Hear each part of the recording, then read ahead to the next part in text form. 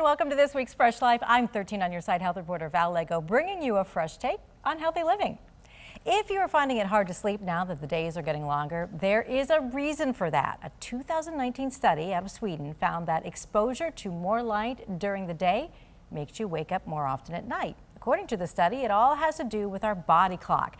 The longer we see light, the longer our body clock will tell our body it needs to stay awake. And when you have problems sleeping, many people often turn to supplements like melatonin. But Jennifer Buchner, a neuropathic doctor with Integrative Wellness Grand Rapids, says there's something else you should reach for first.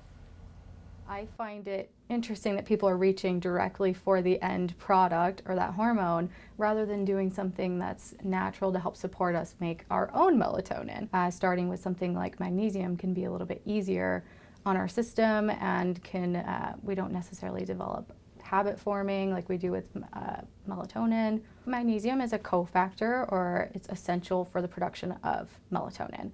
It helps us with that pathway of production of melatonin. So we need it to make our own melatonin, but it also helps melatonin be more efficient in the body. Magnesium is also a nice muscle relaxant, relaxes the nervous system, so that can help people get to sleep as well.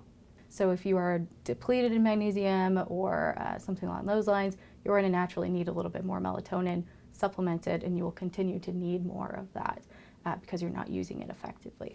If you are going to use melatonin, typically we want to start out at the lowest dose possible and try not to use it every single night if possible as well.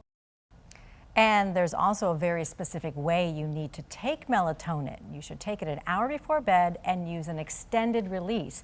You should also combine it with magnesium. And remember, you will not notice these results immediately. It takes several weeks for supplements to build up in your body before you notice them working.